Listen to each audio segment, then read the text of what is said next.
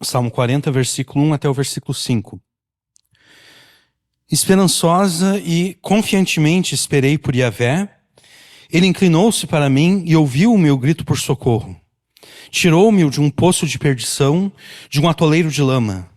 Colocou os meus pés sobre uma rocha e firmou os meus passos. Pôs na minha boca um novo cântico, um hino de louvor ao nosso Deus. Muitos verão, temerão e confiarão em Yahvé. Bem-aventurado o homem que põe em Yahvé a sua confiança e não se volta para os arrogantes, nem para aqueles que se desviam na mentira. Muitos desígnios e maravilhas tu tens realizado para conosco, Yahvé, Deus meu. Ninguém se compara a ti. Se quisesse anunciá-los ou deles falar, numerosos os demais seriam para contá-los. Amém. Até aqui a leitura da palavra de Deus. Se os pais cristãos fossem fiéis ao educar os seus filhos na disciplina e instrução do Senhor, esses pais cristãos jamais procurariam artifícios para mascarar as suas falhas. Se os pais cristãos fossem fiéis ao educar os seus filhos na doutrina e instrução do Senhor, eles jamais procurariam artifícios para mascarar as suas falhas.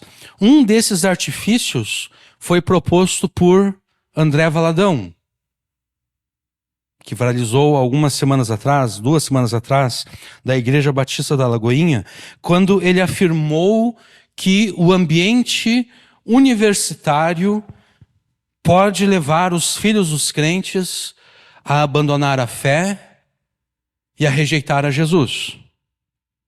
Isso ocorre, segundo ele, porque as universidades são ambientes anticristãos que apresentam desafios intelectuais e morais à fé cristã. E ele está correto. O ambiente universitário é anticristão. E sendo anticristão, a universidade apresenta desafios intelectuais e morais à fé cristã. Ele está correto nisso. Ele está errado na aplicação dessa verdade. Ele diz que, como o ambiente universitário é anticristão, apresenta desafios à fé cristã, desafios morais e intelectuais, então os pais não deveriam permitir que os seus filhos ingressassem na universidade.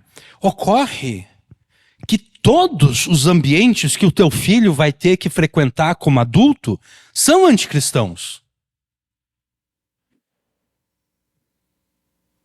Todos os ambientes que ele vai ter que frequentar como adulto são anticristãos. Todos os ambientes que o teu filho vai ter que frequentar como adulto apresentam desafios morais e intelectuais à fé cristã.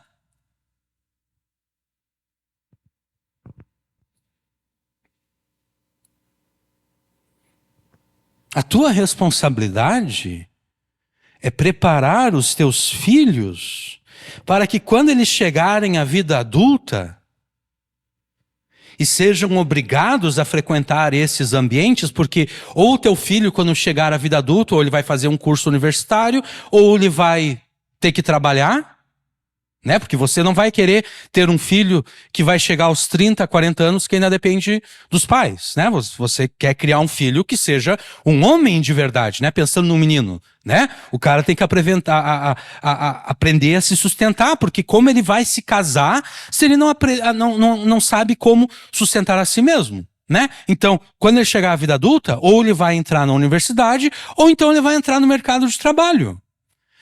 E a tua responsabilidade como pai e como mãe é preparar os seus filhos para que quando eles cheguem à idade adulta e em qualquer ambiente anticristão em que eles se encontrem, os teus filhos saibam refutar com argumentos bíblicos e racionais esses desafios à fé cristã.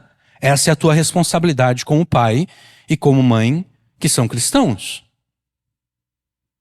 Preparar os teus filhos para a vida adulta.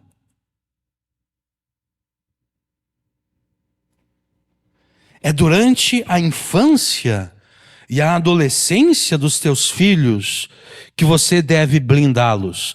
Você não deve blindar os teus filhos quando eles chegam à idade adulta. Ah, não, agora o meu filho vai para a universidade, eu tenho que blindar ele. Não, agora ele já é adulto. O momento certo de blindar os teus filhos não é quando ele chega à idade adulta. O momento certo de blindar os teus filhos é enquanto eles ainda são crianças e adolescentes. Este é o momento de blindar os teus filhos. Considere o seguinte: as crianças, elas ingressam na escola com quantos anos? 4, 5 anos, né? Elas já vão lá pro jardim, né? Então, a partir dos 4, 5 anos, até o final da adolescência do teu filho, ele vai, no mínimo, passar 25 horas semanais na escola. Considerando que cada dia útil da semana, de segunda a sexta-feira, ele vai passar 5 horas na escola. Então, no mínimo, ele vai passar 25 horas semanais na escola. Ele vai passar 25 horas semanais na escola, como criança e adolescente, aprendendo conceitos, muitas vezes, anticristãos. É este o momento de blindar o teu filho. Se ele passa, no mínimo, 25 horas semanais, desde a infância dele até o final da adolescência, aprendendo conceitos anticristãos, você deveria devotar ao menos 25 horas semanais, durante toda a infância e adolescência dos teus filhos, para, em primeiro lugar, reafirmar com eles a Escritura e a fé cristã, demonstrar a eles por que os conceitos anticristãos que eles estão aprendendo na escola são errados e irracionais. E, em terceiro lugar, para prepará-los para a vida adulta, instruindo eles como refutar esses conceitos anticristãos com argumentos bíblicos e racionais.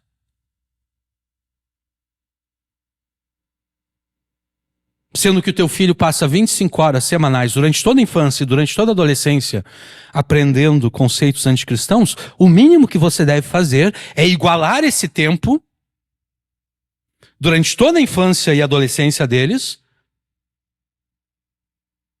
para blindá-los.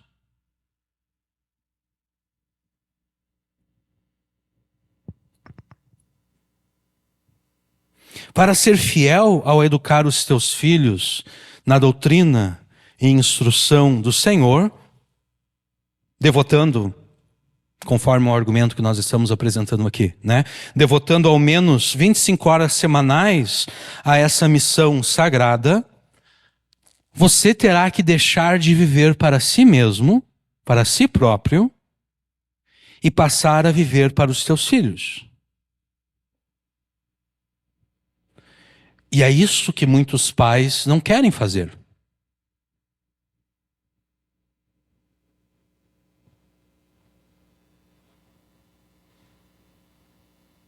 As pessoas têm filhos e elas não percebem que, a partir do momento que elas têm filhos, elas devem deixar de viver para si e passar a viver para os seus filhos, em função dos seus filhos.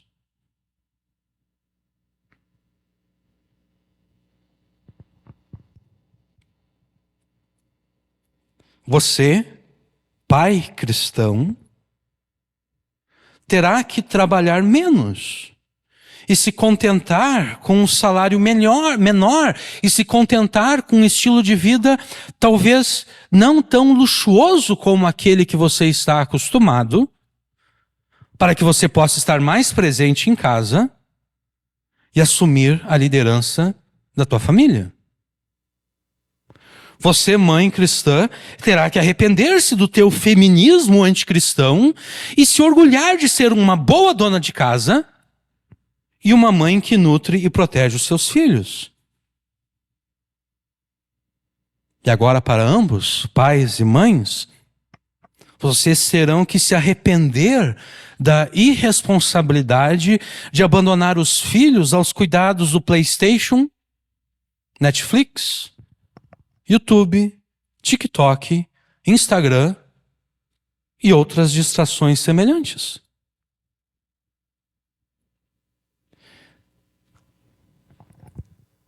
Não pense que você é um defensor da família só porque você vota em Bolsonaro. Só porque você vota em políticos supostamente cristãos.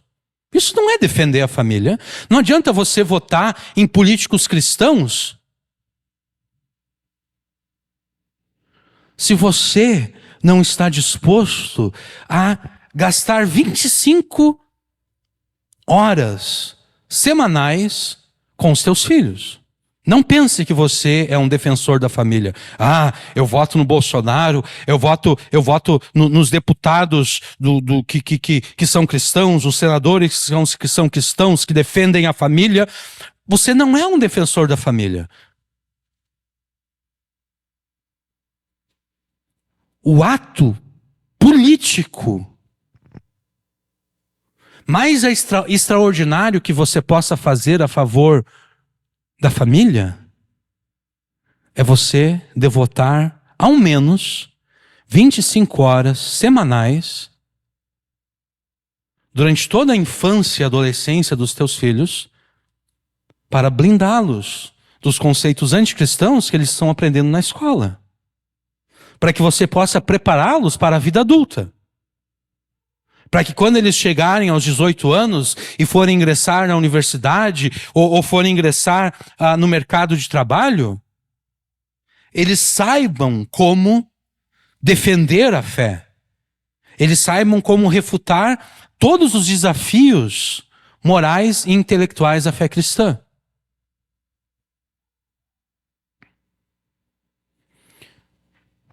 Se você não deixar de viver para si e passar a viver para os teus filhos, usando a Escritura inspirada por Deus para ensiná-los, repreendê-los, corrigi-los e educá-los na justiça, você terá apenas a si próprio para culpar quando eles abandonarem a fé e rejeitarem a Jesus. Você não vai poder colocar a culpa na universidade. Foi a universidade que fez o meu filho se desviar. Não foi. Foi a tua falha, foi a tua recusa em não educar os teus filhos na doutrina e instrução do Senhor. Mas aí surge a pergunta, tá bom, mas não é possível um pai e uma mãe serem fiéis ao educar os seus filhos na disciplina e instrução do Senhor e ainda assim ocorrer dos seus filhos rejeitarem a Jesus? Não é possível isso ocorrer? Sim, é possível. É possível isso ocorrer. Mas tais ocorrências são a exceção. Porque Deus promete o seguinte: ensina a criança no caminho em que deve andar, e ainda quando for velho, não se desviará dele. Então, é possível um pai e uma mãe ser fiel e ainda assim observar o seu filho rejeitando a Jesus na idade adulta? É possível, mas é exceção. Agora, se ocorrer de você não ser fiel ao educar os teus filhos na disciplina e instrução do Senhor, certamente eles vão abandonar a Jesus. E o culpado será você. Talvez o instrumento tenha sido a universidade, mas o culpado foi você, porque você não preparou o teu filho ou a tua filha para a vida adulta. E com essas palavras eu não quero te deixar desanimado e nem paralisado com culpa. Não é esse o objetivo. O objetivo aqui não é inculcar culpa em vocês e naqueles que forem ouvir essa mensagem depois no YouTube. Não é o meu objetivo afundar vocês na culpa e deixarem vocês desanimados e paralisados com essa culpa. Não, o meu objetivo é te incentivar a remir o tempo perdido, porque os dias são maus. É necessário, portanto, que toda a tua família se maravilhe com o Deus revelado na Escritura. Porque se você não se maravilhar com Deus revelado na Escritura e não ensinar os teus filhos a fazer o mesmo, certamente nem você e nem eles terão em alta conta a fé cristã e Jesus. E o resultado inevitável será que quando a vida se tornar difícil, e a vida vai se tornar difícil, mais cedo ou mais tarde, ela sempre se torna difícil. Talvez ela esteja sendo difícil agora. Ou talvez agora você esteja vivendo um momento em que a vida não é difícil. Mas você já é adulto, você sabe, né? Que a vida é feita de fases. Às vezes nós estamos vivendo uma fase onde a vida é fácil e de repente surge uma fase difícil. Se você não se maravilhar com Deus revelado na Escritura e não ensinar os teus filhos a fazer o mesmo, certamente nem você e nem eles terão em alta conta a fé em Jesus e o próprio Jesus. E o resultado inevitável será que quando a vida se tornar difícil e Jesus te parecer inconveniente, porque é isso que ocorre quando a vida se torna difícil e Jesus te parece ser inconveniente. O resultado será que tanto você quanto os teus filhos vão desistir da fé e vão rejeitar a Jesus. Então, não importa se você está preso no atoleiro de lama ou firme sobre a rocha, para usarmos aqui a linguagem de Davi no Salmo 40. Não importa se você está preso no atoleiro de lama ou firme sobre a rocha. Imite a Davi no Salmo 40. Estude a Escritura de modo a maravilhar-se com um Deus nela revelado, de modo a maravilhar-se com este Deus que cumpre todos os seus desígnios e promessas feitas ao seu povo. Essa é a segunda ação pela qual você esperará em Deus, tanto a favor de si próprio, quanto a favor dos teus filhos. A desculpa oferecida por André Valadão para a falha dos pais cristãos, né? Não envia o teu filho para a universidade porque lá ele vai se desviar. Então agora, se eu sou um pai cristão infiel, agora eu já tenho uma desculpa, né? Não, o meu filho não se desviou por causa de mim, porque eu não fui fiel ao educar ele. Não, ele se desviou porque ele foi na universidade. Eu só estou omitindo o fato de que eu não preparei o meu filho para a universidade, eu não preparei o meu filho para a vida adulta, né? Eu não obedeci a Deus. Não seja iludido por André Valadão, porque com o artifício por ele criado, ele confessa ao menos uma de duas coisas. Ou ele confessa um Cristo derrotado que não suporta os desafios deste mundo, não, um Cristo que não suporta os desafios deste mundo. Não, o cristão não pode frequentar a universidade porque lá na universidade há muitos desafios e Cristo é derrotado. Cristo não suporta esses desafios. É um Salvador muito fraquinho. Com artifício por ele criado, ou ele confessa um Cristo derrotado que não suporta os desafios desse mundo, ou ele confessa a sua própria falha ao não educar os seus filhos na disciplina e instrução do Senhor. Ao contrário de André Valadão, você deve confessar um Cristo vitorioso que refuta todos os argumentos que pretendem negá-lo, que refuta todos os argumentos que se levantam contra o conhecimento de Deus.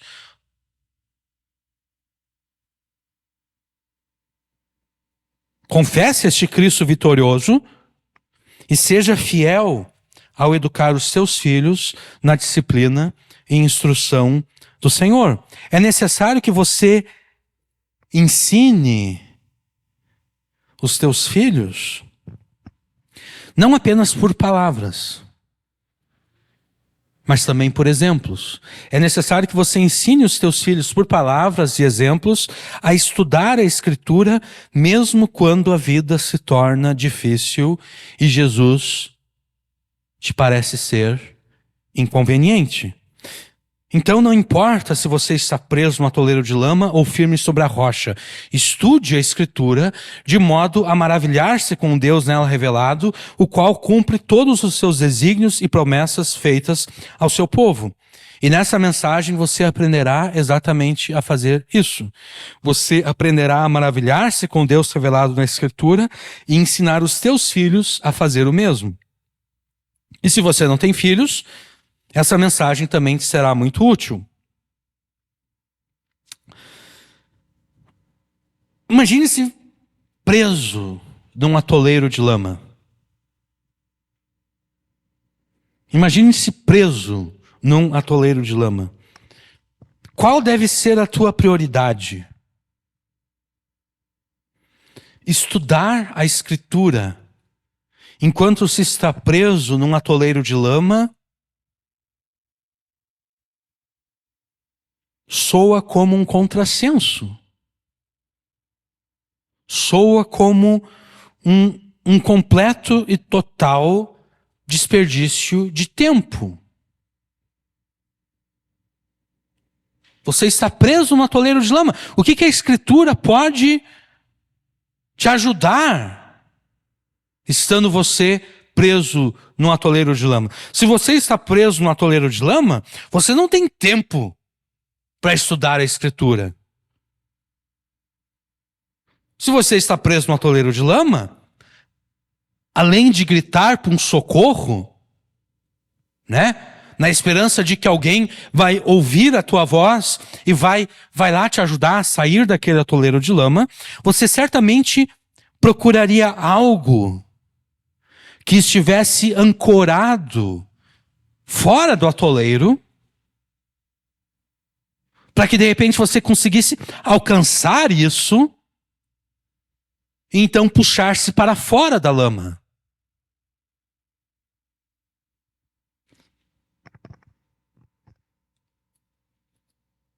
A Escritura é exatamente essa âncora a partir da qual você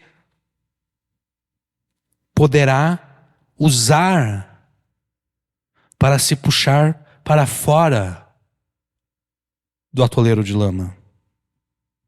À medida em que você estudar a Escritura, você passará a conhecer mais e mais o Deus nela revelado. Você passará a conhecer o mesmo Deus que no Salmo 40 tirou a Davi do atoleiro de lama. E à medida em que você conhecer mais e mais o Deus revelado na Escritura, você receberá ao menos 3 benefícios. Você conhecerá a fidelidade de Deus pela qual Ele cumpre os seus propósitos e promessas em favor do seu povo, feitas ao seu povo, sempre agindo salvificamente para libertar o seu povo. Quanto mais você conhecer a fidelidade de Deus ao cumprir os seus propósitos e promessas, mais fé e confiança você terá ao gritar por socorro a Deus através da oração. E quanto mais você conhecer a fidelidade de Deus ao cumprir os seus propósitos e promessas, mais você será compelido a ser fiel você mesmo na obediência da Escritura. Então, ao estudar a Escritura, você se maravilhará com o Deus nela revelado, com o Deus que cumpre os seus propósitos e promessas feitas ao seu povo. E será exatamente isso que Deus usará para te libertar do atoleiro de lama e para firmar os teus pés sobre a rocha. E é por isso que uma das tuas prioridades, enquanto você está preso no atoleiro de lama, deverá ser exatamente o estudo da Escritura.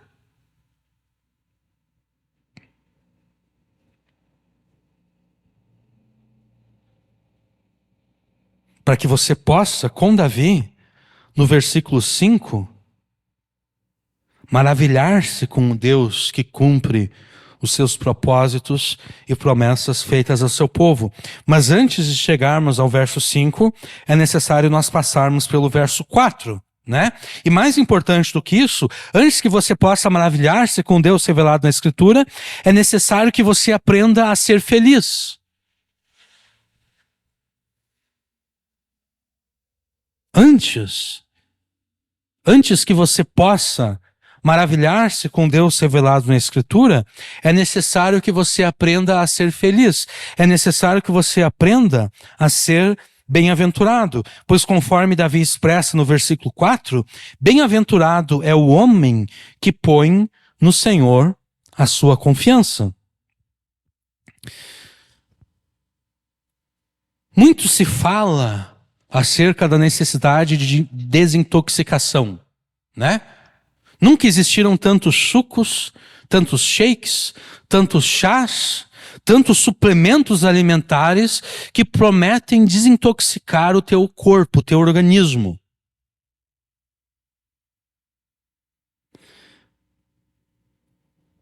Ocorre que o teu problema não é um organismo intoxicado.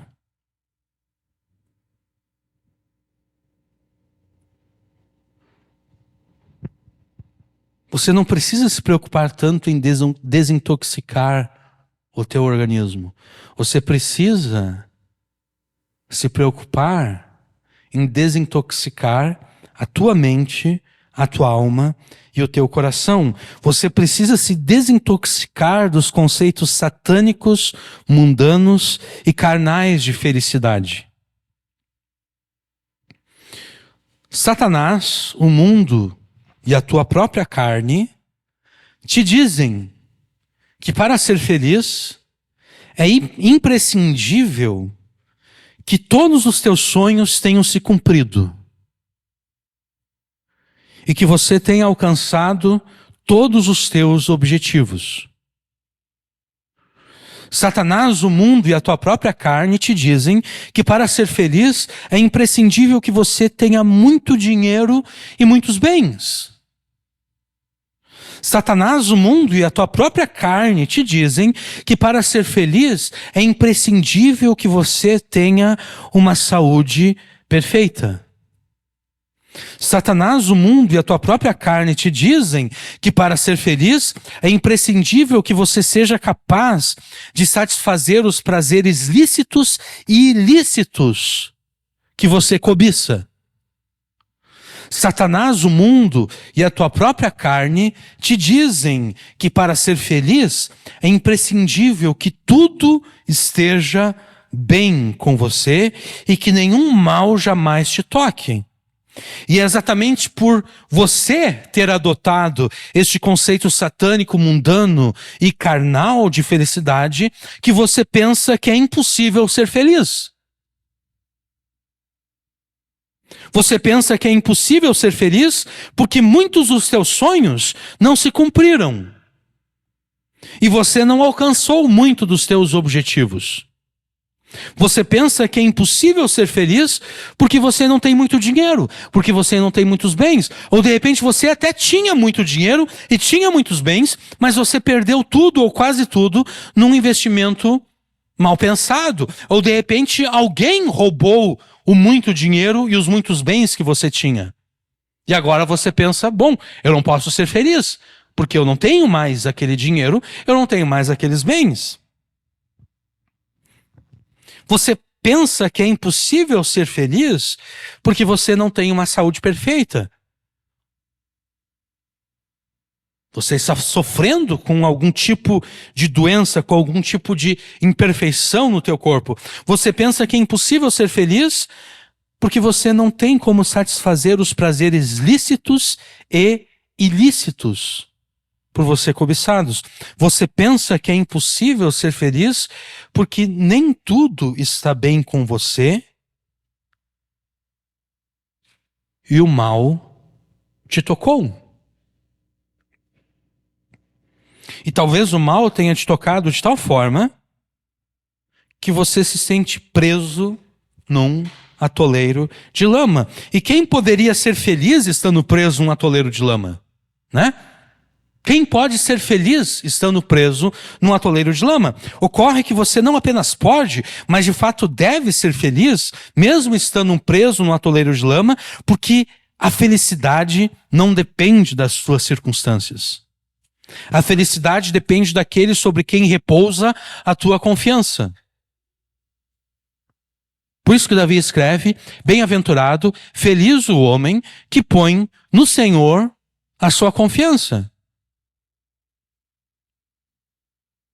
Não importa se esse homem está preso no atoleiro de lama ou com os pés firmes sobre a rocha. Se ele põe no Senhor a sua confiança, ele é bem-aventurado, ele é feliz. A felicidade não depende das circunstâncias, a felicidade depende daquele sobre quem repousa a tua confiança.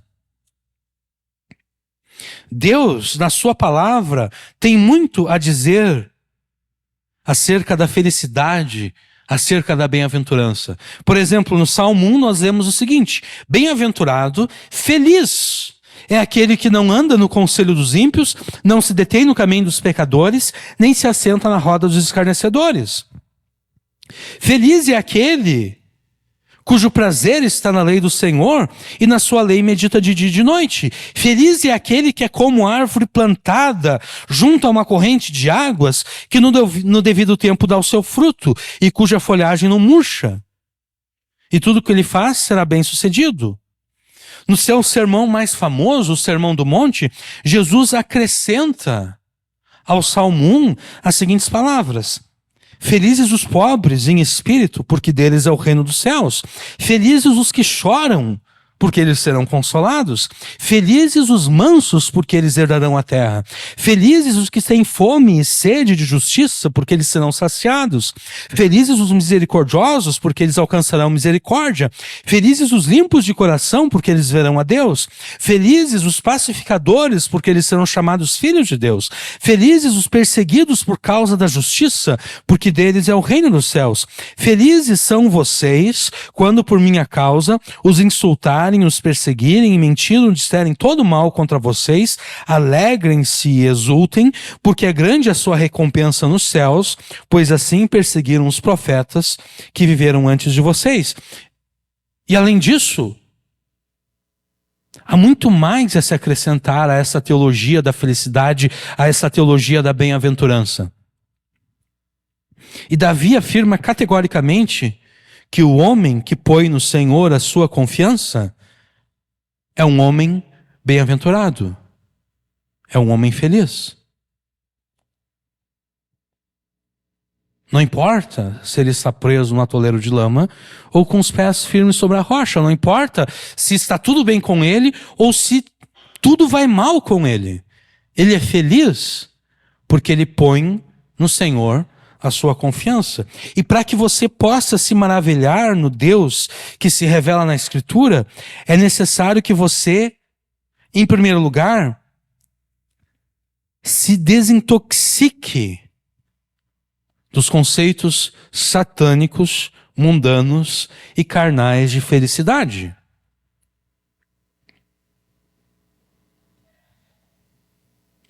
E então, é necessário que você adote o conceito de bem-aventurança e felicidade que Deus apresenta na sua palavra.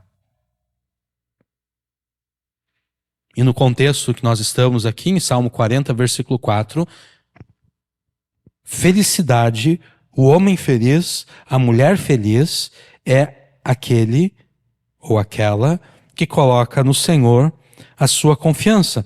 E por que é necessário isso? Por que é necessário que você rejeite os conceitos satânicos, mundanos e carnais de felicidade e adote o conceito de Deus, que Deus tem de felicidade? Por que é necessário isso? É necessário porque será impossível que você e os teus filhos se maravilhem com Deus revelado na Escritura, enquanto você e eles não puserem em Deus, no Senhor, a confiança.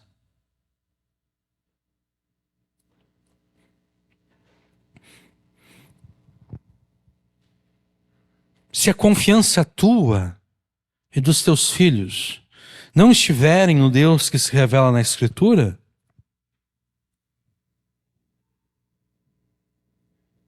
você já terá abandonado a fé, os teus filhos já terão abandonado a fé, você e eles já terão rejeitado a Jesus.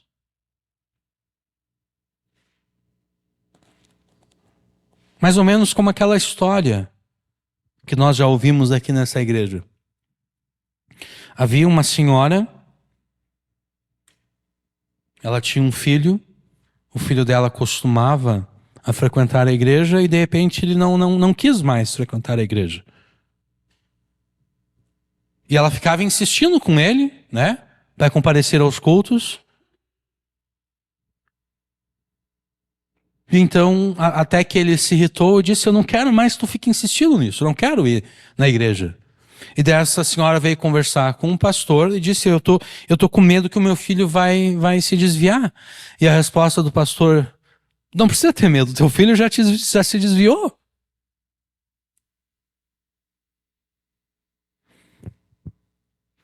Se a tua confiança e a confiança dos seus filhos não estiverem no Deus que se revela na Escritura, então vocês já terão abandonado a fé, já terão rejeitado a Jesus. O problema, de certa forma, já terá sido resolvido.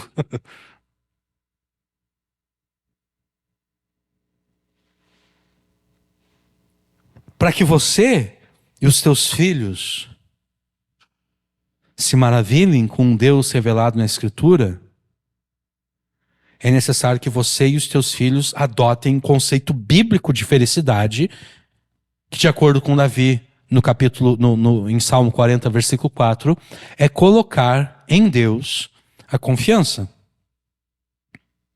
Então, desintoxique-se dos falsos conceitos de felicidade e aprenda a ser feliz e bem-aventurado, pondo no Senhor a tua confiança. E a tua responsabilidade também desintoxicar os teus filhos dos falsos conceitos de felicidade e ensinar os teus filhos a pôr a confiança deles no Senhor, para que eles sejam bem-aventurados e felizes.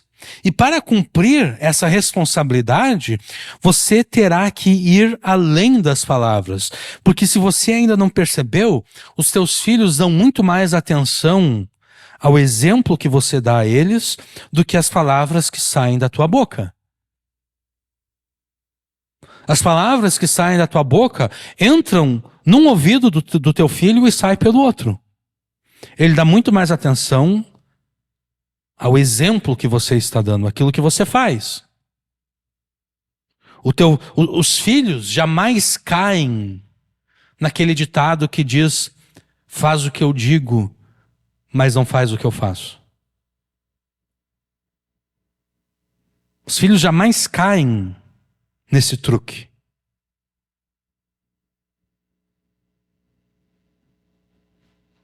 Os filhos vão ouvir as palavras dos seus pais e eles vão ver se os pais estão agindo conforme as suas próprias palavras. Se eles perceberem que os pais não estão agindo conforme as próprias palavras,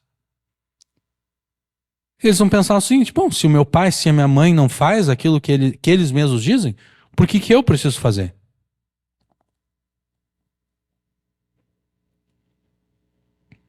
Então, ao promover a desintoxicação dos teus filhos desses falsos conceitos de felicidade e ao ensiná-los a pôr a sua confiança no Senhor para que eles sejam bem-aventurados e felizes, é necessário que você vá além das palavras, é necessário que você exemplifique para eles o que significa de fato e na prática colocar a confiança no Senhor. E será que você sabe o que significa de fato confiar em Deus? Porque você deve exemplificar isso para os seus filhos. Mas você só poderá exemplificar isso para os seus filhos se você realmente sabe o que significa na prática e de fato confiar no Senhor. E para que você saiba isso, é necessário que nós examinemos o versículo 4 com mais profundidade. Davi escreve o seguinte: bem-aventurado o homem que põe no Senhor a sua confiança. O substantivo hebraico aqui, miftah, traduzido como confiança, ele é derivado do verbo hebraico batá, confiar. O mesmo verbo que foi usado no final do versículo 3. Muitos o verão e temerão e confiarão no Senhor. No hebraico aqui, o substantivo confiança no versículo 4 é derivado do verbo confiar, que aparece no versículo 3. É provável, então, que Davi, ao escrever o Salmo 40, ele esteja indicando que o homem que no versículo 4 coloca a confiança no Senhor é um daqueles que observou Davi adorando a Deus e então temeu a Deus e confiou no Senhor. Né? Muitos o verão e temerão e confiarão no Senhor. Agora, esses que viram, temeram e confiaram no Senhor, bem-aventurados são eles, porque eles estão colocando no Senhor a sua confiança. Também é possível perceber que colocar a sua confiança no Senhor é uma expressão que retoma o versículo 1, né? Esperei com paciência no Senhor. Esperei esperançosa e confiantemente no Senhor. Esperar no Senhor implica confiar no Senhor, implica colocar no Senhor a confiança. Tá bom, mas como é que você faz isso de forma prática? A metade final do versículo 4 nos responde a essa questão.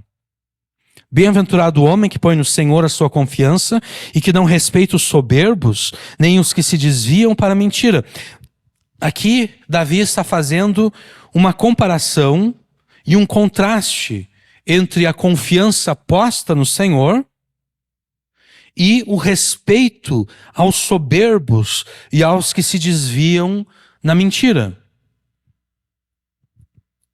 Davi está comparando e contrastando a confiança posta no Senhor com o respeito aos soberbos e aos que se desviam na mentira.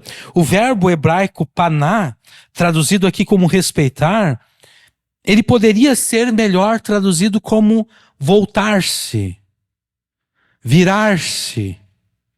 Ou seja, esse verbo aqui, paná, ele tem o sentido de alterar a orientação. Né? Você está dirigindo o carro, você colocou no GPS lá uma determinada localidade, e o GPS diz, dentro de 300 metros, dobre à esquerda. O GPS está dizendo que você deve alterar a orientação. Né? Você está com o volante reto, aqui você está seguindo linha reta, dentro de 300 metros você terá que virar o volante à esquerda, para que o carro altere a sua orientação. Esse é o sentido do verbo paná no hebraico, que foi traduzido aqui como respeitar. Nesse sentido, a confiança posta no Senhor está sendo comparada e contrastada com o voltar-se para os soberbos e para com os que se diziam na mentira, para o virar-se para os soberbos e os que se diziam na mentira. Ou seja, a ação de colocar a confiança em alguém implica orientar a tua vida por aquele que recebe a tua confiança. Eu vou repetir de novo. A ação de colocar a tua confiança em alguém implica orientar a tua vida por este alguém em quem você confia. Isso significa o seguinte: se você colocar a tua confiança no Senhor, você se virará para o Senhor. Se você colocar a tua confiança em Deus, você necessariamente orientará a tua vida por Deus. Mas se você orientar a tua vida pelos soberbos e pelos que se desviam na mentira, é porque a tua confiança está em quem? Está nos soberbos.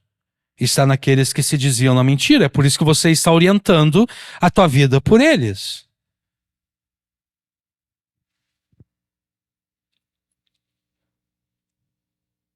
aquele que serve como orientação para você é aquele no qual você confia.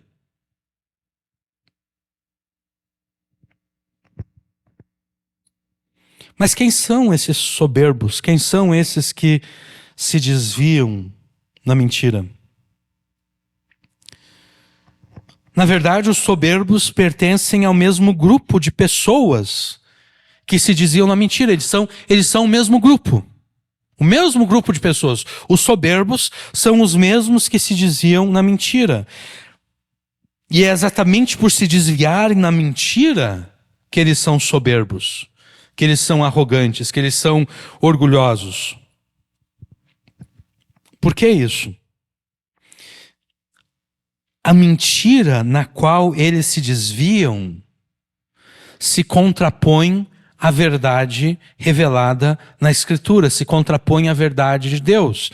Esse grupo é exatamente por se desviarem na mentira que eles são soberbos, porque eles exaltam a mentira deles contra a verdade de Deus, em oposição à verdade de Deus. Eles são soberbos exatamente porque eles rejeitam a verdade de Deus e acreditam nas suas próprias mentiras. Eles se colocam na própria posição de Deus. Por isso eles são soberbos, por isso eles são arrogantes. Eles rejeitam a verdade de Deus e no lugar da verdade de Deus eles colocam as próprias mentiras. Por isso eles são arrogantes, por isso eles são soberbos. Você confiará no Senhor à medida em que se recusar a orientar a tua vida pelas mentiras dos soberbos, por essas mentiras que se contrapõem à verdade de Deus. E como não existe neutralidade, não existe a possibilidade de você não orientar a vida pelos soberbos, mas também não orientar a vida por Deus. Não existe essa possibilidade de neutralidade, porque ou você ajunta com Jesus, ou você espalha contra Jesus. Não existe ninguém que seja neutro. Ah, não, eu nem amo Jesus, mas eu também não odeio Jesus. Não, ou você ama ou você odeia. Ou você ajunta ou você espalha. Então, você confiará no Senhor à medida em que se recusar a orientar a sua vida pela mentira dos soberbos e, consequentemente, passar a orientar a vida pela verdade que Deus te ordena na Escritura. Não existe isso de, não, eu não vou imitar esses pecadores aqui, mas eu também, eu não quero me comprometer com Deus, eu não quero obedecer a Deus, eu não quero orientar minha vida por Deus, eu vou ser uma pessoa boa. Eu não vou imitar esses que são claramente maus, mas eu também não quero me comprometer com Deus. Não, se você não se compromete com Deus, você se tornou igual aos maus. A única diferença é que você não é tão mau quanto eles, você não comete pecados tão graves e tão escandalosos contra os outros, mas você é pecador igual. Considere então o seguinte: para maravilhar-se com Deus revelado na Escritura, é necessário que você coloque a tua confiança neste Deus, tá? Para que você se maravilhe com Deus revelado na Escritura, é necessário que você coloque a tua confiança neste Deus. E para que a tua confiança esteja posta em Deus, é necessário que você recuse a orientar a tua vida segundo o padrão de conduta adotado pelos arrogantes, que opõem as suas mentiras à verdade de Deus, mas não apenas isso. Para que a tua confiança esteja posta em Deus, é necessário que você oriente a tua vida pela verdade de Deus, por Ele revelada na Escritura.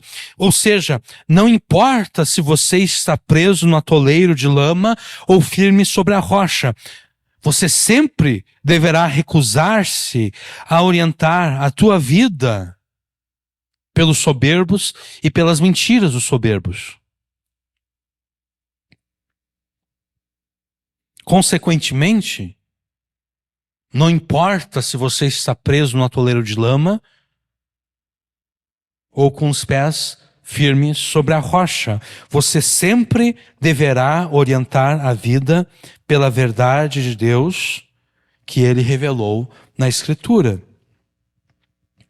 Ocorre que é extremamente cômodo orientar a vida pela verdade de Deus quando você está firme sobre a rocha. É extremamente cômodo orientar a vida pela verdade de Deus quando tudo está bem.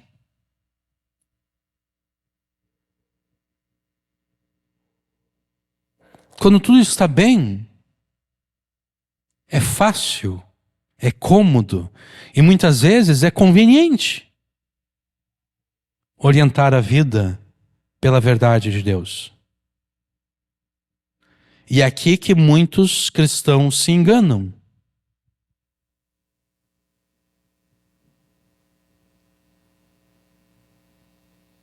Porque a vida deles nunca teve nenhuma dificuldade.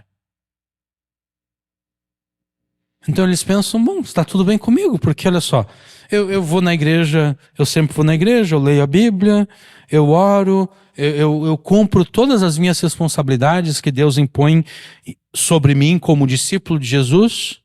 Mas na verdade, essa pessoa está fazendo essas coisas apenas por comodidade, apenas por conveniência.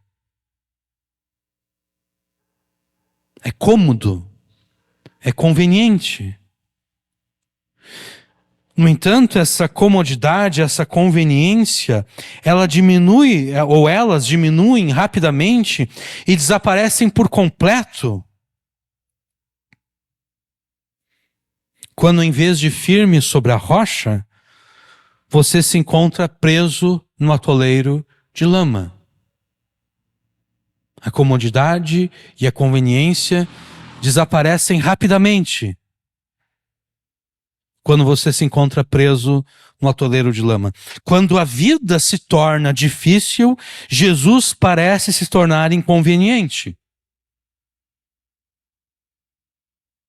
Quando a vida se torna difícil, Jesus parece se tornar inconveniente. Por que ocorre isso? Por que quando a vida se torna difícil, Jesus parece se tornar inconveniente? Jesus parece se tornar inconveniente quando a vida se torna difícil, exatamente porque você é tentado a orientar a vida pelos soberbos e pelas mentiras nas quais os soberbos se desviam.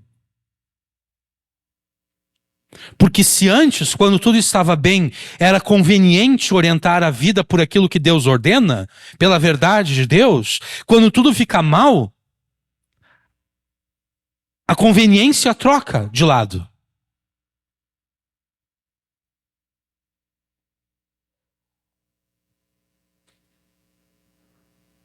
Quando tudo fica mal, quando você se encontra preso no atoleiro de lama, a comodidade e a conveniência trocam de lado. Antes a comodidade e a conveniência estavam do lado de Deus, do lado de Jesus. Era fácil obedecer a Deus, era fácil obedecer a Jesus, era fácil orientar a vida pela verdade revelada por Deus na Escritura, porque tudo estava bem. Mas agora que tudo está mal, agora que tudo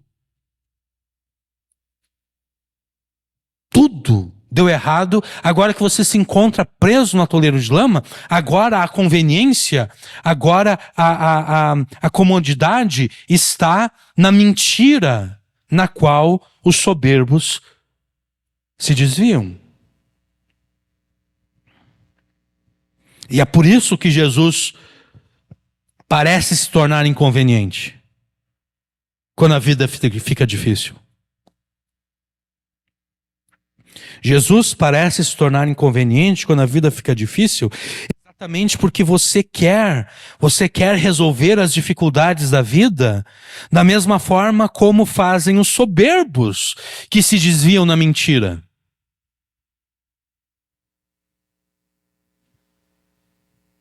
E como é que eles resolvem as suas dificuldades? Como é que os soberbos que se diziam na mentira resolvem as dificuldades que eles próprios enfrentam? Eles se resolvem através do pecado. Então, deste modo, Jesus parece se tornar inconveniente quando a vida se torna difícil, exatamente porque você quer cometer os mesmos pecados cometidos pelos soberbos que se desviam na mentira. Antes você não era tentado a cometer os mesmos pecados cometidos pelos soberbos. Antes você não queria pecar como eles pecam, porque tudo estava bem. Você estava com os pés firmes sobre a rocha. Muito mais fácil do que pecar era obedecer a Deus, obedecer a Jesus, orientar a vida pela verdade de Deus. Mas agora, muito mais fácil do que esperar confiantemente em Deus pela sua libertação, muito mais fácil é resolver os problemas através do pecado.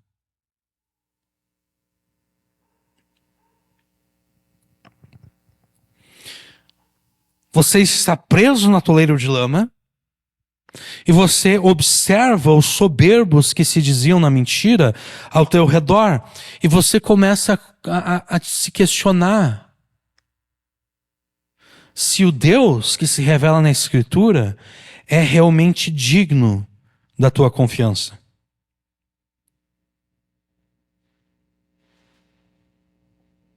Como o Deus que determinou que você se encontre agora preso nesse atoleiro de lama, como esse Deus poderia ser digno da tua confiança?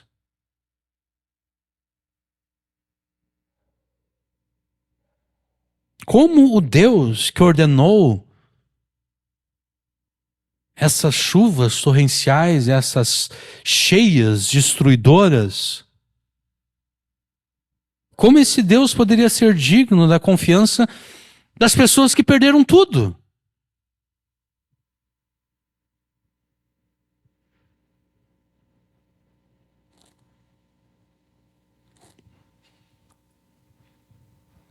Por que você orientaria a vida pelo que te ordena o Deus que determinou que você fique preso num atoleiro de lama, quando a mentira dos soberbos agora te parece ser muito mais cômoda e conveniente?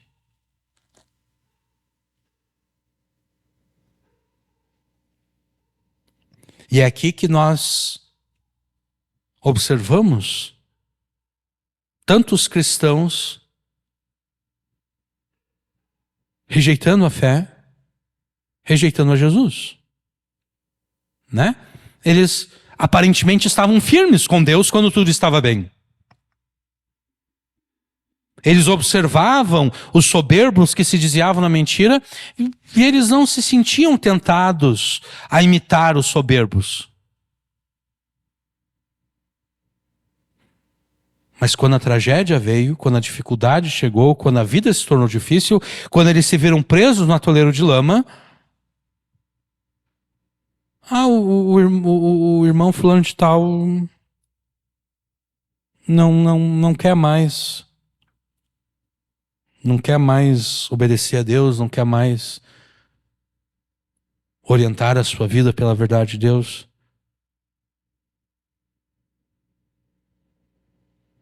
Isso mostra que, na verdade, eles não estavam firmes antes, né? Por isso que eu falei do auto-engano, no qual muitas vezes nós caímos. Está tudo bem conosco e nós estamos obedecendo a Deus, sendo fiéis a Deus. E nós jamais nos preparamos para a dificuldade. Nós jamais consideramos a possibilidade da vida se tornar difícil. Nós não obedecemos a Jesus, porque Jesus disse para considerar a possibilidade da vida se tornar difícil. Jesus diz: é necessário fazer as contas. Quer ser meu discípulo? Tá bom? Considera o seguinte, e se o teu cônjuge morrer? E se os teus filhos morrerem? E se tu perder os teus bens? Tu continua querendo ser meu discípulo? Tem que fazer as contas. Da mesma forma que um rei, né? 2 reis vão sair à guerra. Um tem 10.000 soldados, o outro tem 20.000 soldados. Aquele que tem 10.000 soldados, ele tem que fazer as contas. Ele tem que considerar o seguinte: será que o meu exército, que tem metade de homens do exército inimigo, será que esse meu exército tem a capacidade de derrotar o exército inimigo? Ou será que nós vamos perder? Se nós vamos perder, então é melhor nem sair à guerra, né? Se nós vamos perder, é melhor enviar embaixadores e pedir: olha, nós não queremos guerra contigo. Impõe aí as tuas condições de paz e nós vamos aceitar aquilo que o Senhor impor. Ou então, vamos construir um prédio. Tá bom, mas antes de construir, é necessário calcular para ver se nós temos como concluir a construção. Porque do contrário, a gente vai começar a construir, a gente vai lançar os fundamentos e daqui a pouco, o dinheiro acabou. E daí as pessoas vão passar por aquela construção abandonada e elas vão dizer: olha ali aquele trouxa, o cara começou a construir e o cara nem se perguntou se ele tinha condições de terminar a construção.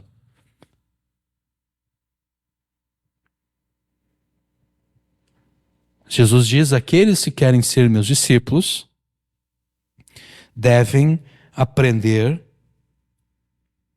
a fazer o cálculo do custo.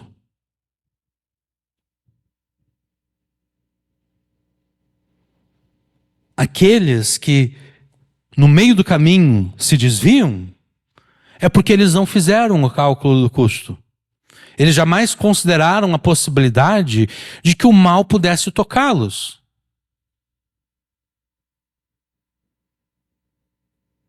Eles estavam com os pés firmes sobre a rocha e eles jamais consideraram a possibilidade de que chegaria um momento em que o próprio Deus determinaria que eles ficariam presos no atoleiro de lama.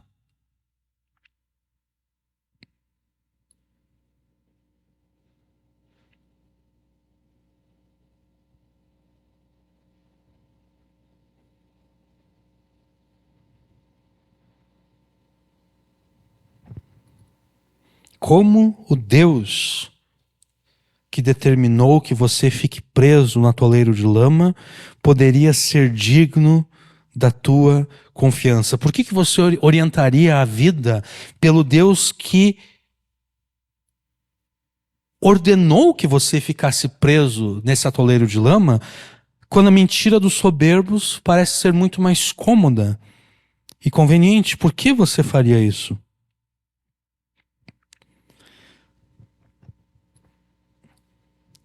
São essas questões que vão subir à tua mente à medida em que você se encontra preso no atoleiro de lama. E se você realmente desistir de colocar a tua confiança em Deus, se você não mais orientar a tua vida por aquilo que Deus te ordena na Escritura, o que ocorre é que necessariamente você orientará a tua vida pelos soberbos, por aqueles que se desviam na mentira. O que significa que você se desviará nas mesmas mentiras nas quais os soberbos se desviam. Você cometerá os mesmos pecados que os soberbos cometem. Você se tornará tão soberbo quanto eles. Consequentemente, você desistirá da fé, você rejeitará Jesus, e o mesmo farão os seus filhos.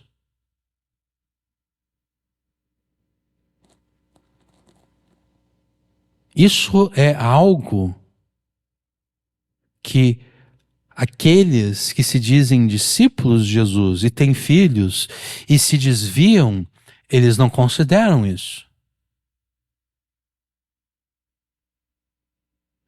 Eles não consideram que os seus filhos vão seguir o exemplo dos pais.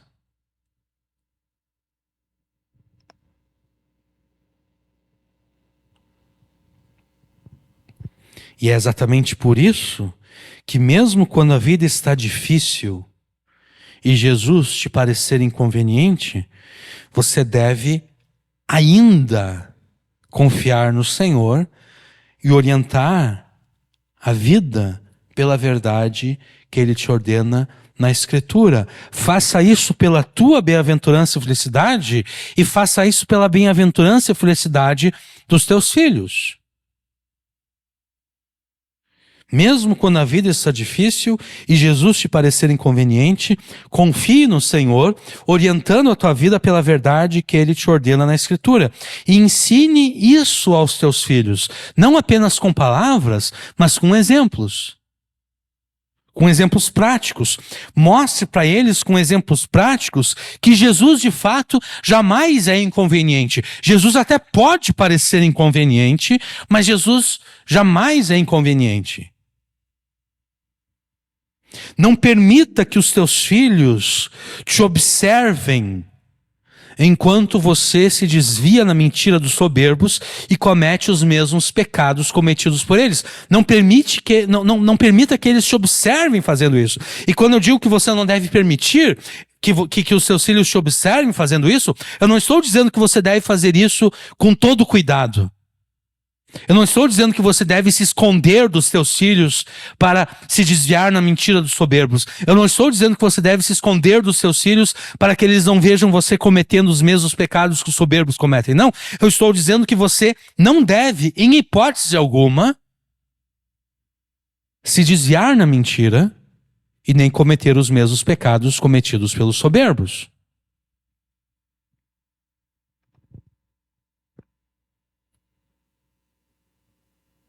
Quando a vida está difícil e Jesus parecer inconveniente, e os seus filhos vão perceber quando a vida se tornar difícil. Os seus filhos vão perceber quando Jesus parecer inconveniente. Que os seus filhos sempre te observem confiando no Senhor e orientando a vida pela verdade que Ele te ordena na Escritura. Que os seus filhos te observem confiando no Senhor e orientando a tua vida pela verdade dele. Mas o que fazer se você já deu um mau exemplo? O que fazer se os teus filhos já te viram, já te observaram, enquanto você se desviando da mentira dos soberbos? O que fazer se os teus filhos já observaram você cometendo os mesmos pecados cometidos pelos soberbos? Chame os teus filhos e confesse a eles este pecado. Chame os teus filhos e confesse a eles o pecado que você cometeu ao se desviar nas mentiras dos soberbos, e o pecado que você cometeu ao cometer os mesmos pecados que os soberbos cometem. Confesse isso aos seus filhos. Confesse a eles o pecado de ter dado a eles este péssimo exemplo. E então permita que eles te observem enquanto você desfaz todo o mal causado por você. Permita que eles te observem você desfazendo todo o mal causado por você quando você se desviou na mentira dos soberbos, quando você cometeu os mesmos pecados cometidos por eles. Permita que os seus filhos te observem enquanto você conserta todos os erros praticados por você. Permita que os seus filhos te observem enquanto você volta atrás em todos os desvios e em todos os pecados cometidos. É isso que você deve fazer. O que você não deve fazer é agir como se nada tivesse acontecido.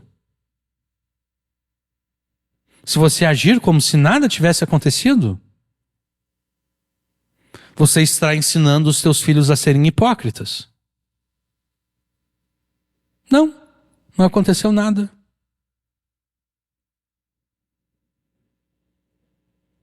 Teu filho, a tua filha vai te observar e vai, o pai e a mãe são hipócritas, olha só. Então, se eles são hipócritas, eu também posso ser hipócrita.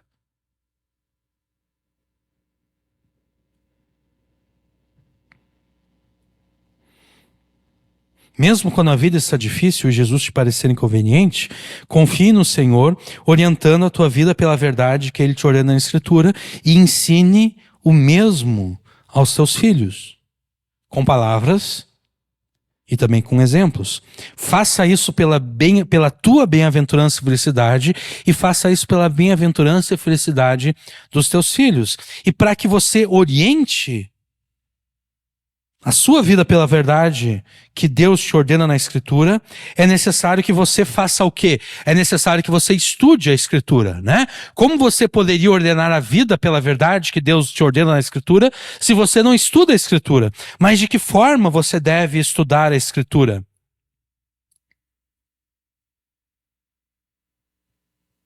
Você deve estudar a Escritura em 3 níveis. São 3 os níveis nos quais você deve estudar a Escritura. Você deve estudar a Escritura em particular, você deve estudar a Escritura em comunhão com a família, e você deve estudar a Escritura em comunhão com os irmãos na igreja. Em particular, você deve estudar a Escritura como parte das suas devoções pessoais a Deus. Isso é fácil, né? Tranquilo.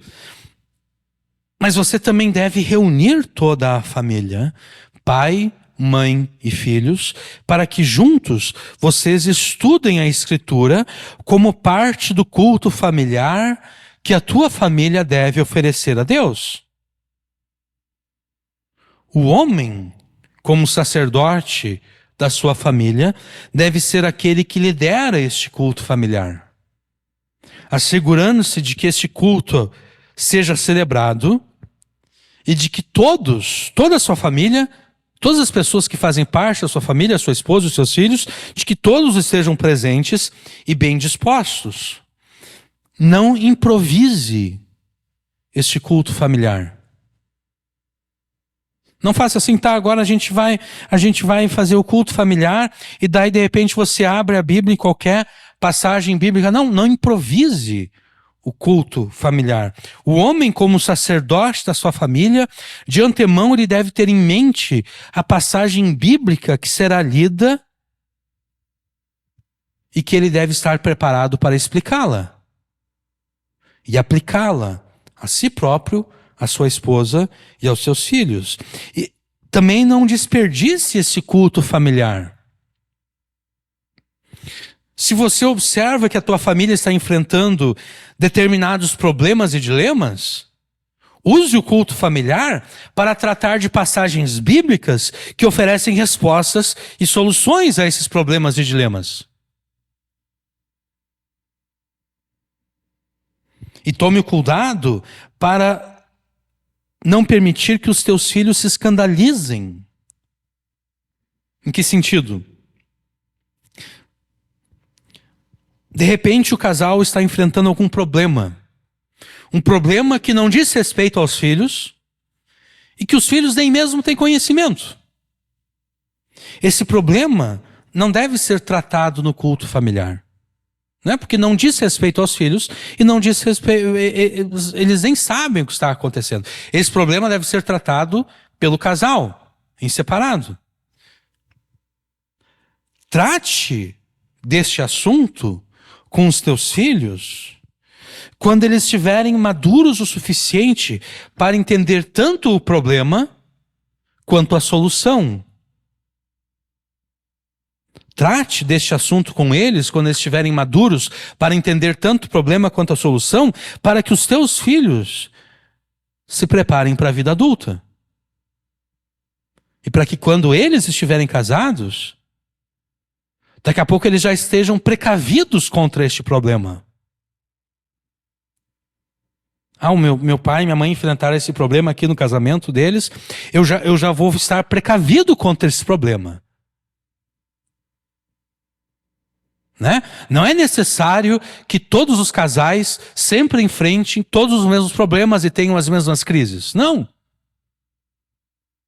É necessário que as soluções sejam passadas de geração em geração.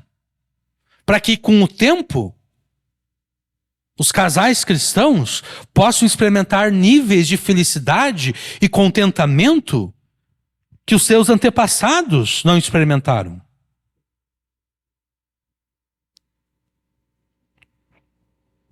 Talvez você dirá, não, mas eu tenho outras responsabilidades, eu não posso dedicar todo esse tempo aos meus filhos, eu não posso dedicar todo este tempo à minha família. Bom, em primeiro lugar, não é tanto uma questão de dedicar tempo para os filhos e tempo para a família, mas dedicar um tempo da tua família para Deus. Né?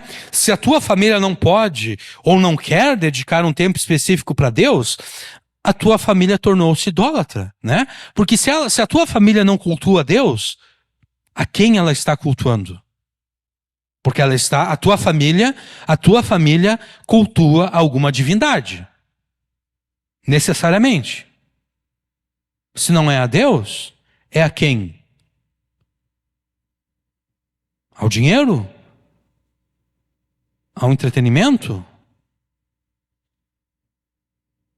A quem a tua família presta culto? Então essa desculpa de, não, eu não tenho tempo, eu não posso dedicar todo esse tempo aos meus filhos, à minha família. Em primeiro lugar, é um tempo da família dedicado a Deus. Em segundo lugar, será que você realmente ama os teus filhos, então? Porque você acaba de dizer que não tem tempo para educar os teus filhos na disciplina e instrução do Senhor. Né? Quando você diz, não, eu não tenho tempo para isso, você está dizendo, eu não tenho tempo para educar os meus filhos na doutrina e instrução do Senhor. É isso que você está dizendo. É isso que você está confessando. Ao confessar que você não tem tempo para educar os filhos na doutrina e instrução do Senhor, você confessa não se importar com a bem-aventurança e felicidade dos seus filhos. Você está confessando, eu não me importo se meu filho, se a minha filha serão bem-aventurados. Eu não me importo se meu filho, se a minha filha serão felizes. Eu não me importo.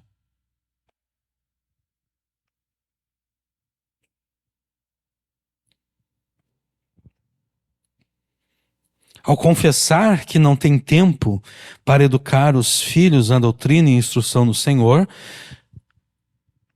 você se assemelha aos judeus que na época do Antigo Testamento violaram a aliança de Deus, sacrificando seus filhos aos deuses e ídolos falsos.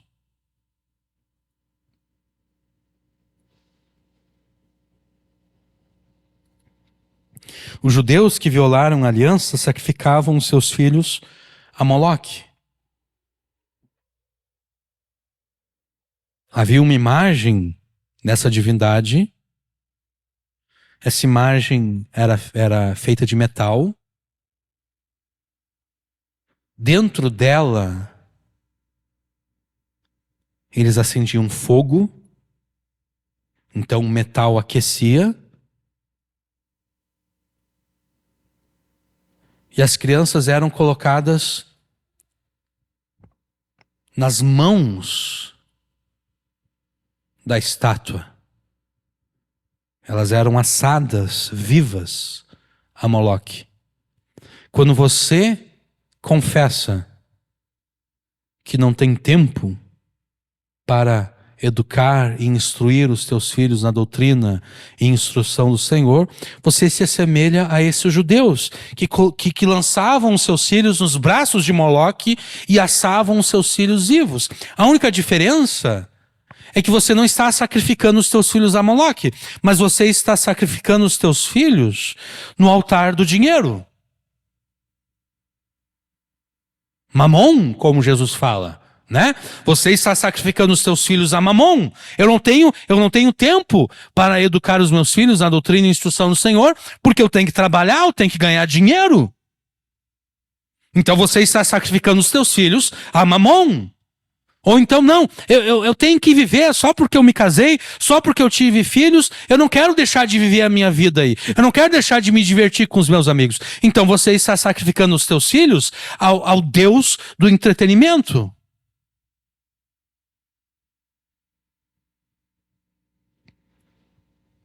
No altar do dinheiro, no altar do trabalho, no altar do feminismo, né? Não, eu não quero ser uma mulher que depende do homem. Não. Eu não quero depender de homem algum. Eu quero ter o meu próprio dinheiro. Então, eu vou trabalhar fora. Eu não vou cuidar dos meus filhos. Está sacrificando os filhos no altar do feminismo. Ou às vezes nem é tanto no altar do feminismo, às vezes é o seguinte, às vezes o marido trabalha, ele tem uma certa renda, mas a família gostaria de ter uma renda maior, né? Porque quer ter uma vida mais luxuosa, de repente quer poder viajar no final do ano para um lugar mais caro. Então, não por necessidade, mas simplesmente porque quer ter uma vida mais luxuosa, a mulher vai trabalhar fora. Então, está sacrificando os seus filhos no altar dessa vida luxuosa. No altar dessa vida que quer o status de não. Nós, quando chega no final do ano, nós vamos viajar para tal lugar. Nós tiramos as nossas férias em tal lugar.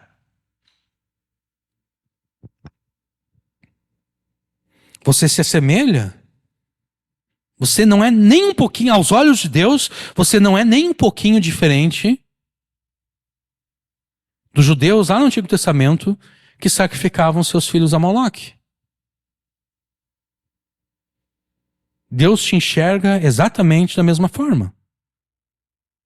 A única diferença é que o teu Deus, pelo menos aos teus olhos, é um Deus mais sofisticado do que Moloque. Mas é a mesma idolatria, é o mesmo sacrifício. E depois não adianta colocar a culpa pelo desvio dos teus filhos na universidade ou qualquer outro pretexto. Não, olha só o que aconteceu. A minha filha e o meu filho foram para a universidade e se desviaram. Viu?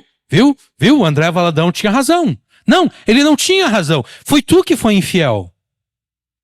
Foi tu que não preparou os teus filhos para a vida adulta. Foi tu que sacrificou os teus filhos no altar dos deuses que você adora e cultua. Foi tu que não quis criá-los e educá-los na doutrina e instrução do Senhor.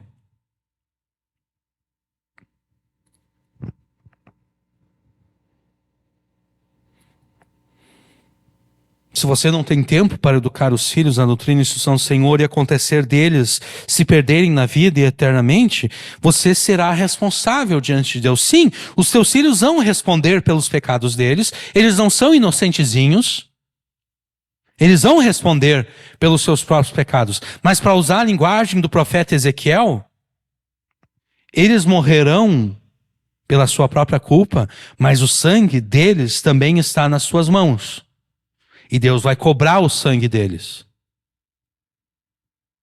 De ti.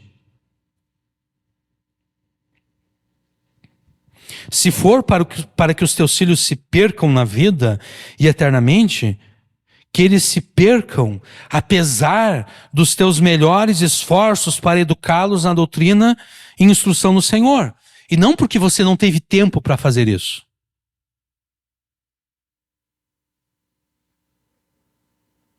Por fim, você também deverá estudar a Escritura em comunhão com os irmãos da igreja, estando sempre presente e bem disposto nos cultos a Deus e muito atento à pregação da Escritura. E aqui de novo, é responsabilidade do homem, como sacerdote da sua família, garantir que toda a sua família esteja sempre presente e bem disposta nos cultos a Deus e muito atenta à pregação da Escritura. A mãe também.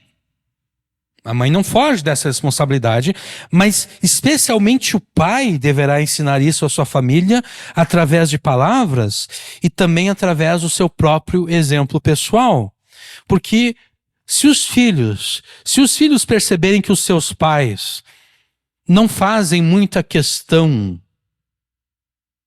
de estarem presentes nos cultos a Deus,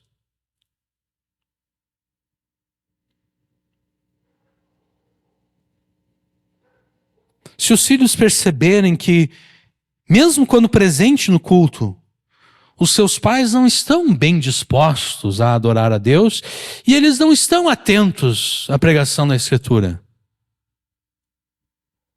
Se os filhos perceberem isso, e eles vão perceber, adivinha só, logo, logo você vai ver o teu comportamento sendo reproduzido pelos teus filhos.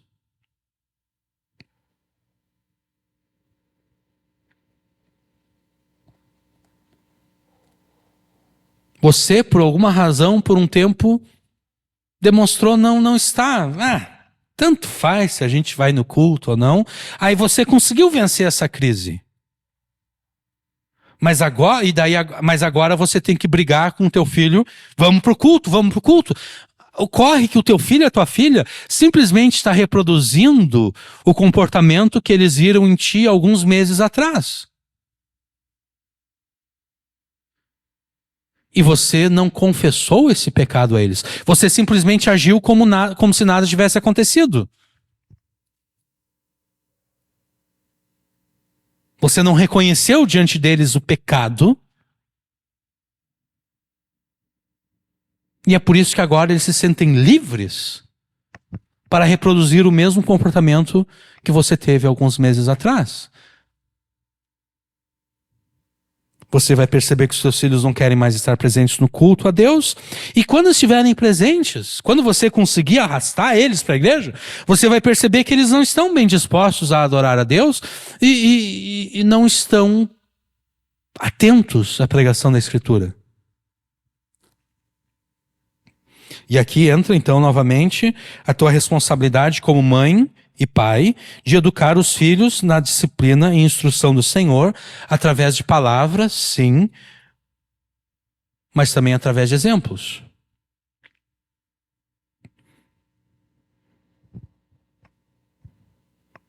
Estude a Escritura em comunhão com os irmãos, estando sempre presente e bem disposto nos cultos a Deus e muito atento à pregação da Escritura, para que os teus filhos aprendam a fazer isso contigo, observando o teu exemplo.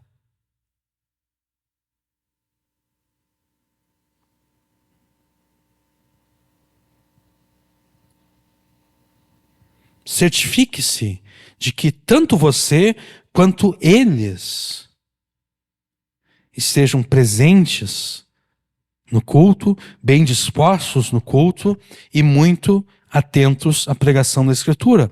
Faça isso pela tua bem-aventurança e felicidade e também pela bem-aventurança e felicidade dos teus filhos.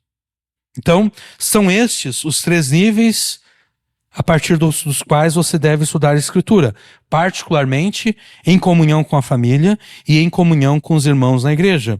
Agora eu quero fazer um parêntese aqui. Na introdução dessa mensagem, nós afirmamos que você, pai e mãe cristãos, receberam de Deus a responsabilidade de educar os filhos na doutrina e instrução do Senhor, e nós afirmamos que você deve, ao menos, igualar o tempo que os teus filhos, durante a infância e adolescência, passam na escola aprendendo conceitos anticristãos, já que eles passam toda a sua infância e adolescência 25 horas por semana aprendendo esses conceitos anticristãos, você deveria devotar ao menos 25 horas semanais durante toda a infância e adolescência deles para reafirmar com eles a Escritura e a fé cristã, demonstrar a eles por que os conceitos anticristãos que os professores deles lhes ensinam estão errados e são irracionais, e prepará-los para a vida adulta, instruindo eles a como refutar esses conceitos anticristãos com argumentos bíblicos e racionais. Mas como você vai conseguir cumprir essa responsabilidade se você mesmo desconhece a Escritura? E nem faz questão de estudá-la. Como você vai cumprir essa responsabilidade se nem mesmo você entende por que as mentiras nos quais os soberbos se desviam são tanto erradas quanto irracionais? Como você conseguirá cumprir essa responsabilidade se você nem mesmo sabe como argumentar bíblica e racionalmente de modo a refutar as mentiras nos quais os soberbos se desviam? Como é que você vai cumprir essa responsabilidade se nem mesmo você está preparado para viver em obediência fiel a Deus como homem e mulher adultos e maduros? Como você vai prepará-los para a vida adulta se você não está vivendo uma vida de fidelidade a Deus como adulto?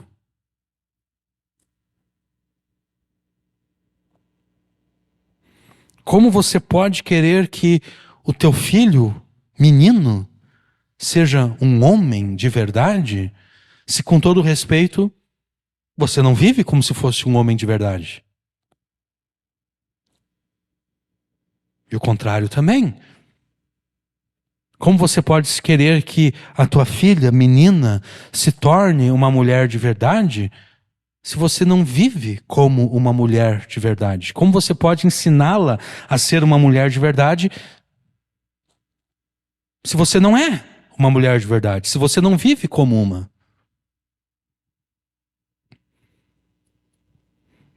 Deus afirma e Jesus repete: nem só de pão viverá o homem, mas de toda palavra que sai da boca de Deus. Ou seja, o estudo da Escritura é uma questão de vida ou morte.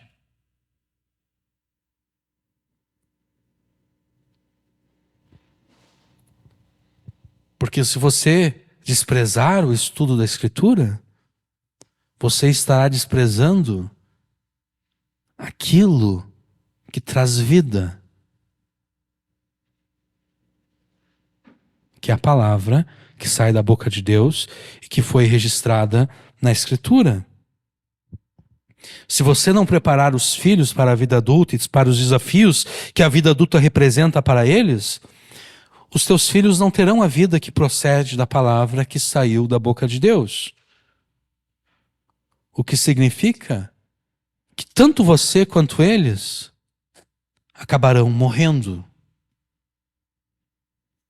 Porque nem só de pão viverá o homem, mas de toda a palavra que sai da boca de Deus. Então, estude a Escritura, particularmente em comunhão com a família e em comunhão com os irmãos da igreja. E então, agora sim nós chegamos ao ponto central da mensagem. À medida em que você estuda a Escritura, imite a Davi no versículo 5. À medida em que você estuda a Escritura, faça questão de maravilhar-se com um Deus que se revela na Escritura, o qual cumpre todos os seus desígnios e promessas feitas ao seu povo. No versículo 5, nós observamos um Davi maravilhado com um Deus revelado na Escritura. Ele diz: muitas são, Senhor meu Deus, as maravilhas que tem operado para conosco, e os teus pensamentos não se podem contar diante de ti. Se eu os quiser anunciar e deles falar, são mais do que se podem contar. Nós observamos aqui um Davi maravilhado com Deus, né? Ou ainda conforme a minha tradução desse verso, muitos desígnios e maravilhas tu tens realizado para conosco, Yahvé, Deus meu. Ninguém se compara a ti. Se quisesse anunciá-los, se eu quisesse anunciar os teus desígnios e as suas maravilhas e as suas promessas, se quisesse anunciá-los e deles falar, numerosos demais seriam para contá-los. Certamente, Nós poderíamos e deveríamos dizer muito acerca dessas palavras, mas o tempo é o nosso inimigo. Então nós diremos apenas o seguinte: por que Davi conhecia os desígnios de Deus?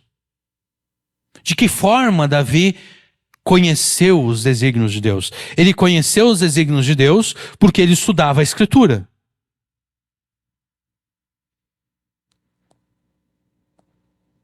Davi, como rei, tinha a responsabilidade de ter uma cópia do Pentateuco, dos primeiros 5 livros da Bíblia. Ele tinha que ter uma cópia e ele tinha que ler todos os dias. Obviamente ele não leria todos os dias o Pentateuco inteiro, né? Ele faria como nós fazemos, né? Lê alguns capítulos hoje, na época não havia capítulos, né? Mas lê uma parte hoje, amanhã continua e assim por diante até chegar ao final. Tendo chegado ao final, começava no início de novo. E no próprio Salmo 40, Davi demonstra ler e estudar a Escritura. Por exemplo, versículo 7. Versículo 6. Sacrifício e oferta não quiseste, os meus ouvidos abriste, holocausto e expiação pelo pecado não reclamaste. Então disse: eis aqui venho, no rolo do livro de mim está escrito. Qual é o rolo do livro ao qual Davi se refere no versículo 7? É a lei de Deus, ao Pentateuco. Gênesis, Êxodo, Levítico, Números e Deuteronômio. E Davi tanto estudou o Pentateuco que ele disse: está escrito acerca de mim aqui. Está escrito acerca daquilo que eu devo fazer em obediência a Deus. Então, Davi conhecia os desígnios de Deus exatamente porque ele, Davi, estudava a Escritura. Davi tinha ciência de que Deus fez maravilhas a favor do seu povo, porque ao estudar a Escritura, Davi notou e anotou as promessas de Deus e cada uma das instâncias em que Deus agiu a favor do seu povo, cumprindo essas promessas. Por essa razão, Davi está maravilhado com o Deus que se revela na Escritura, porque este Deus cumpre os seus desígnios e as suas promessas feitas ao seu povo. E esses desígnios e promessas são tantos que Davi afirma-se que seria impossível anunciá-los.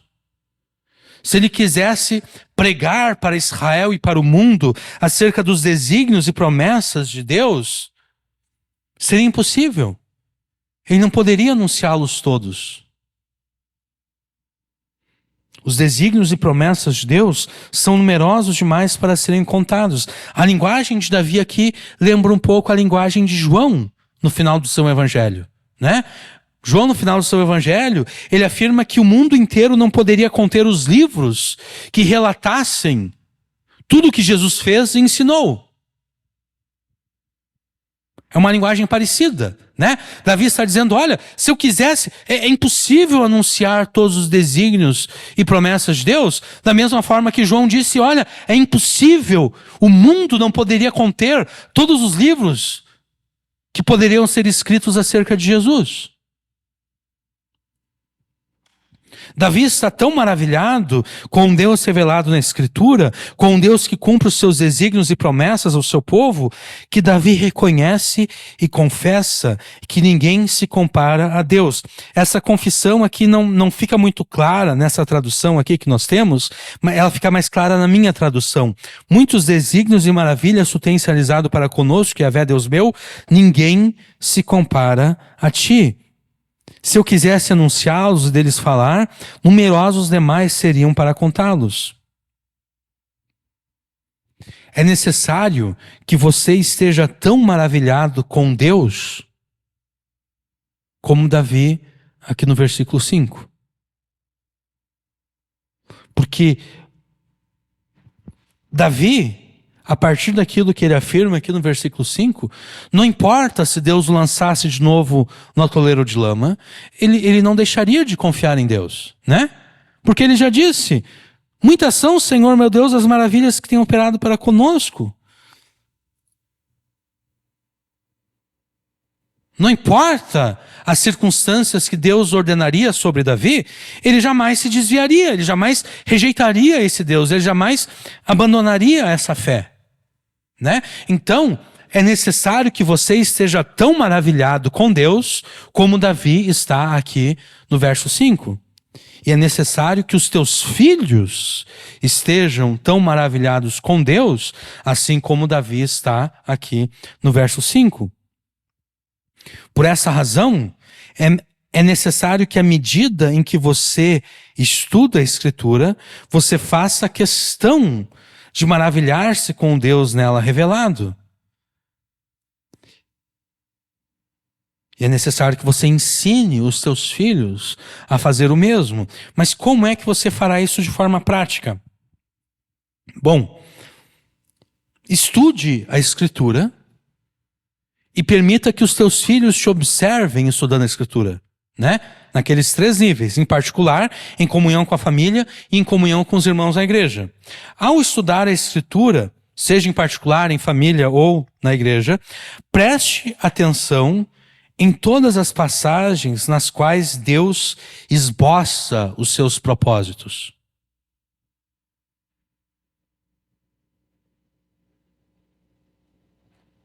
Preste atenção em todas as passagens bíblicas nas quais o próprio Deus diz quais são os seus propósitos.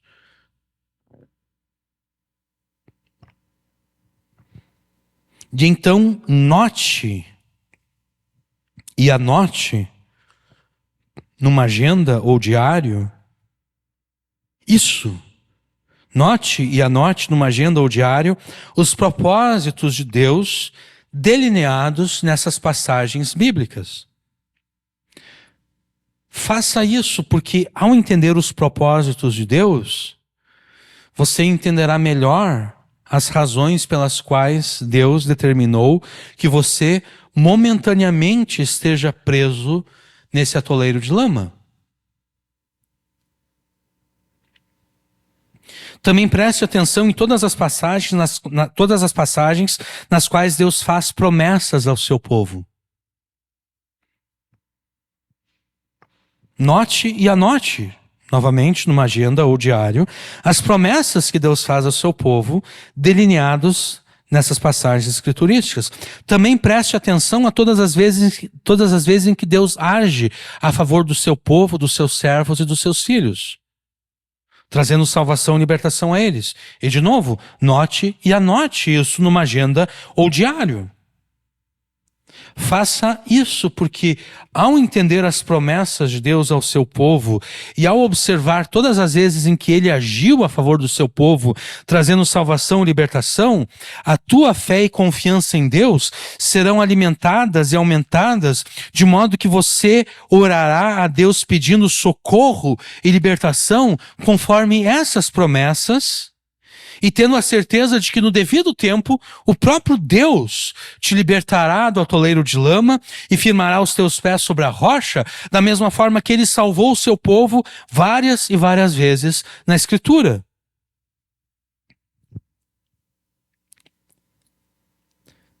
Permita que os teus filhos te observem fazendo essas anotações e os ensine a fazer o mesmo. E, na verdade, compartilhe com eles o que você tem compreendido acerca dos propósitos de Deus, das suas promessas e das suas ações salvíficas e libertadoras. Compartilhe isso com eles.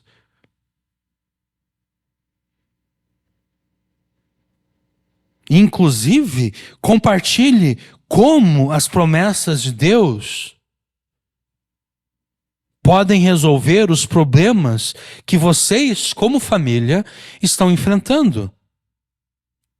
Deste modo, a fé e a confiança dos teus filhos em Deus serão alimentadas e aumentadas, de modo que quando eles, na vida adulta, se encontrarem presos em algum atoleiro de lama, eles orarão a Deus pedindo socorro e libertação, conforme as mesmas promessas contidas na Escritura, tendo a certeza de que no devido tempo o próprio Deus os libertará daquele atoleiro e firmará os seus pés sobre a rocha, da mesma forma como ele salvou o seu povo várias e várias vezes na Escritura.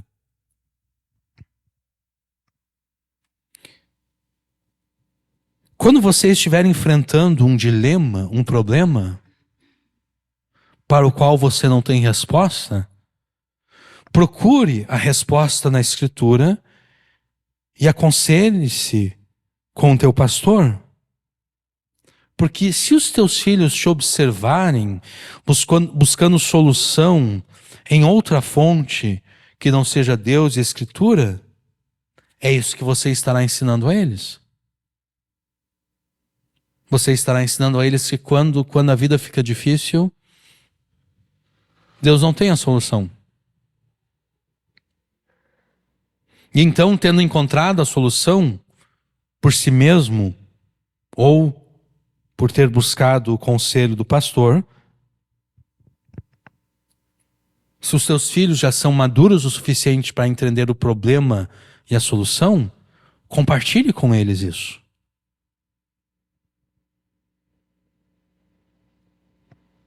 Para que quando eles chegarem na idade adulta, eles já tenham a solução daquele problema. E daqui a pouco eles já sabem exatamente o que devem fazer para evitar aquele problema, de modo que eles jamais terão que enfrentar aquele problema, porque eles terão se prevenido.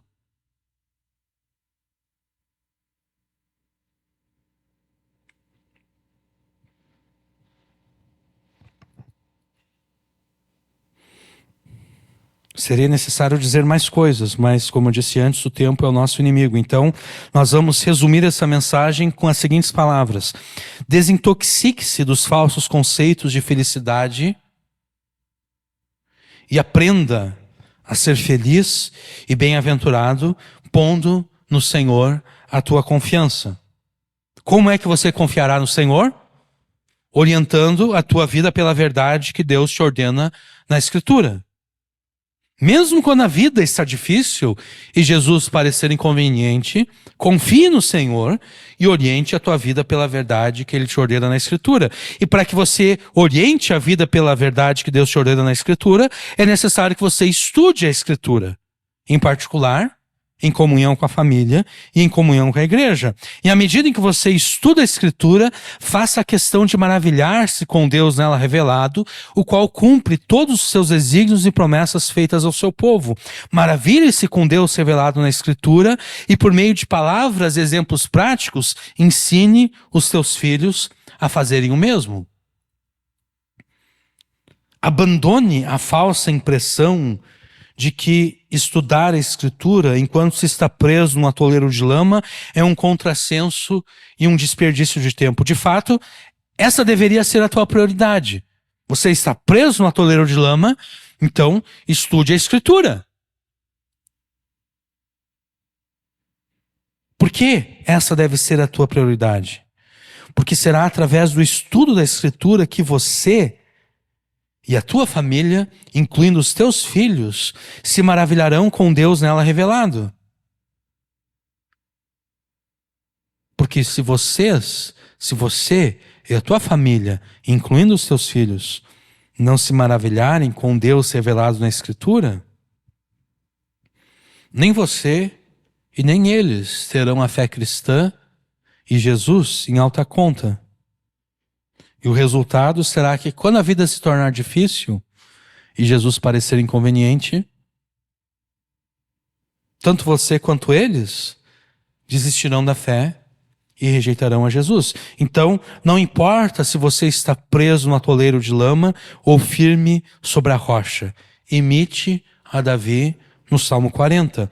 Estude a Escritura de modo a maravilhar-se com Deus nela revelado, de modo a maravilhar-se com o Deus que cumpre os seus desígnios e promessas.